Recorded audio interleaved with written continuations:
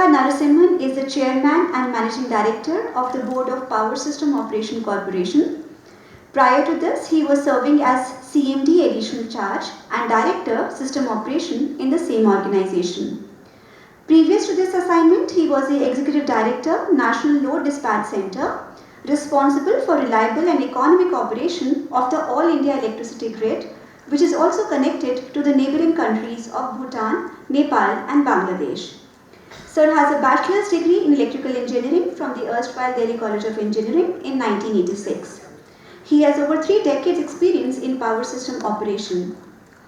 He has handled all facets of power system operation, ranging from operational planning, scheduling, real-time operation and post-dispatch analysis, besides deployment of the necessary tools for visualization and situational awareness.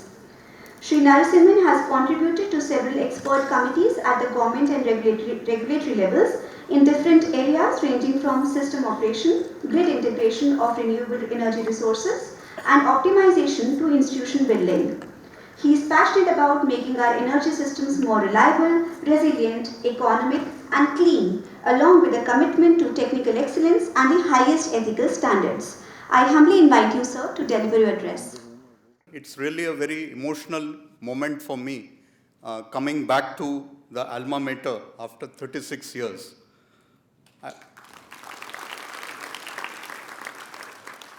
I would like to, first of all, compliment all the doctoral awardees, medalists, and scholarship awardees for their achievements after the hard work and toil over the years. You're all amongst the fortunate ones, fortunate few who have got the opportunity to be at this premier institution. I'm sure you would all serve humanity well in the days to come. In the 36 years since I graduated, there's been a sea change, and some images come to my mind. So I recollect that when I graduated in 1986,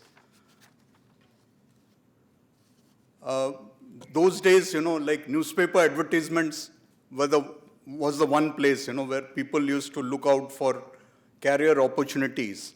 And that time there was a Danish company, Tank, which manufactured wind turbines, And, in the advertisement that said that whoever is selected would get an opportunity to be trained for 2 years in Denmark, and then they would be posted back in India.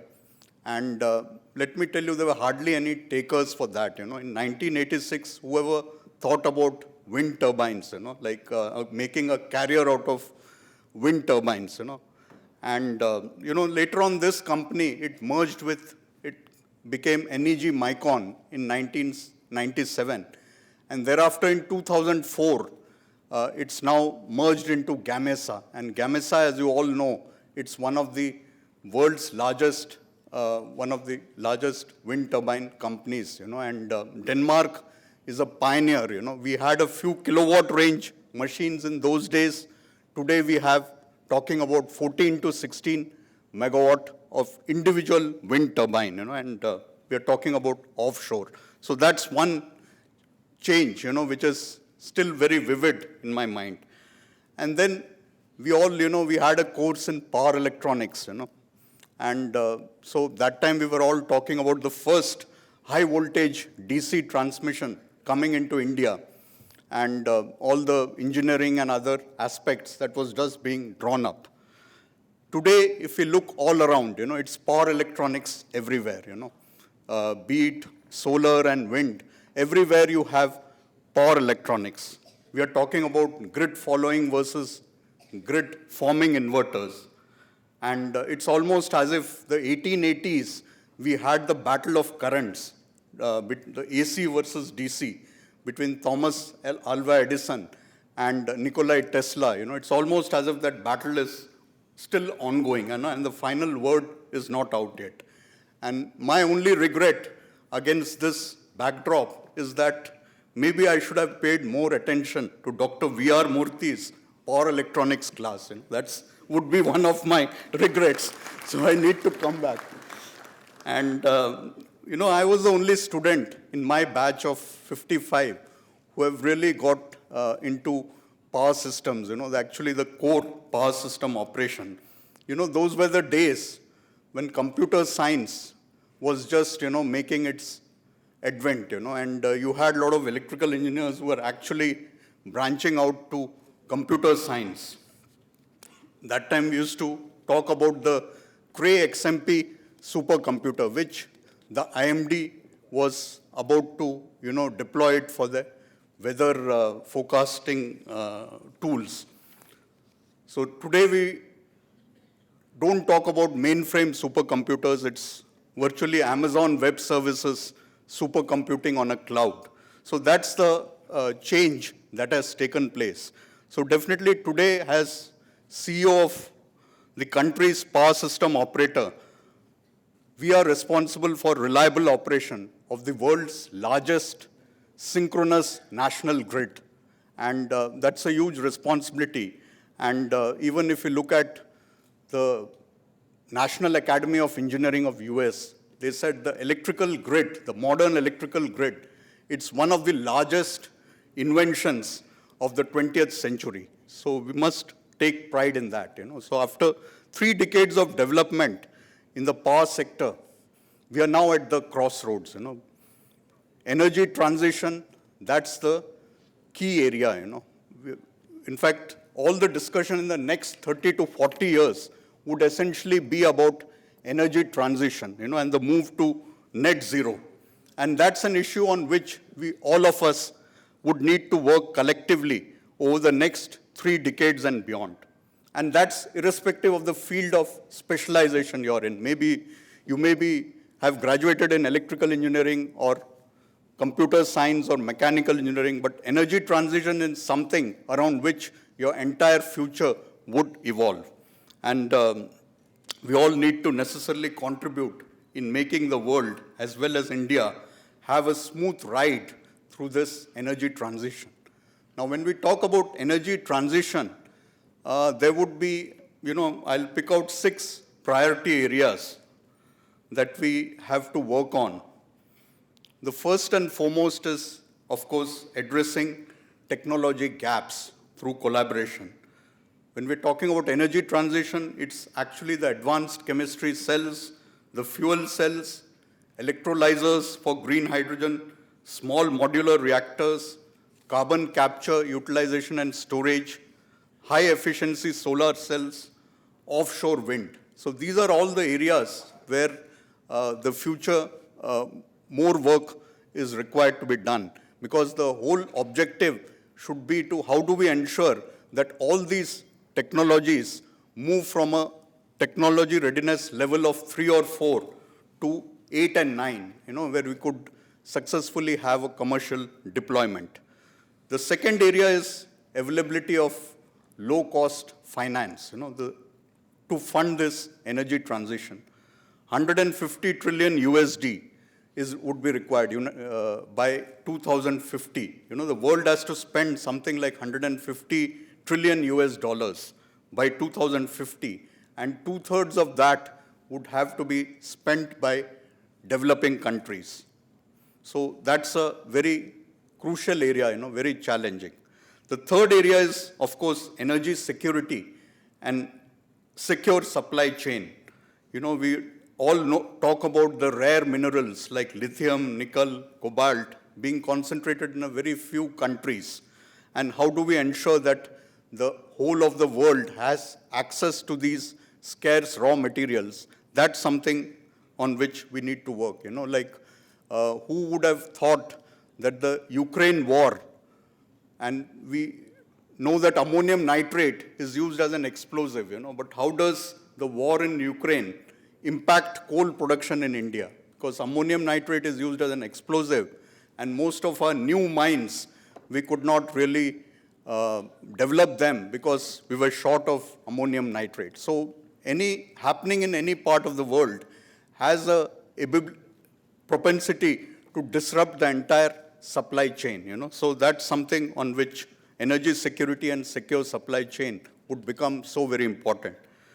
And of course, when we're talking about energy security, you might have all heard about the one sun, one world, one grid. So the interconnections are the ones which are going to ensure that we have more of energy security. You know, like we have been trying to interconnect Sri Lanka with India, but so far not much progress has been made. But if you just look at the recent fuel shortages in Sri Lanka, you know, that time you would realize that how an interconnection would have helped them to import power from India. The fourth area is adopting energy efficiency and responsible consumption. We cannot be energy guzzlers, you know, can't be talking about supply side all the time. There are huge challenges.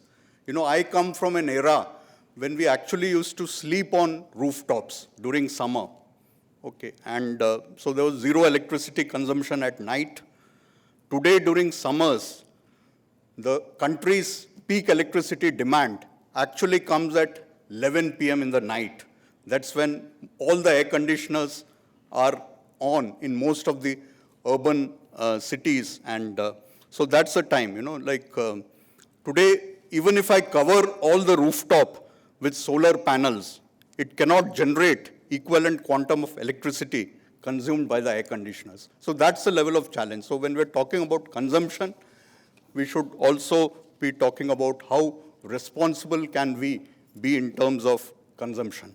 The fifth area is, of course, fuels for the future. We would no longer have fossil fuels like coal, oil, and gas.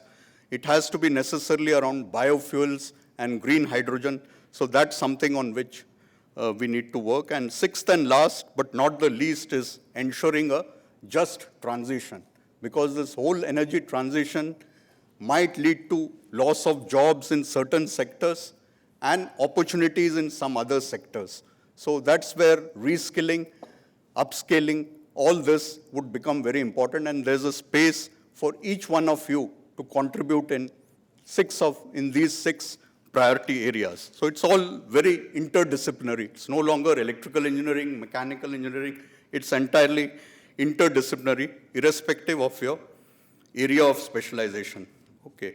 And to all those who are graduating, in fact, your generation would actually see net zero in your lifetime. You know, 2060, 2070, most of us on the dais would be nowhere, you know, but it's you who would actually see the energy transition, and it's an opportunity for all of you to contribute towards that.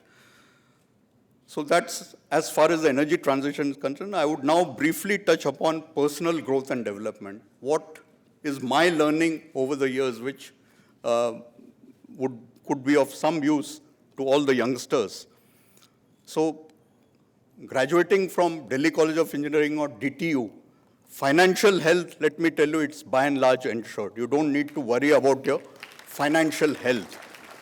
But there's a need to now focus.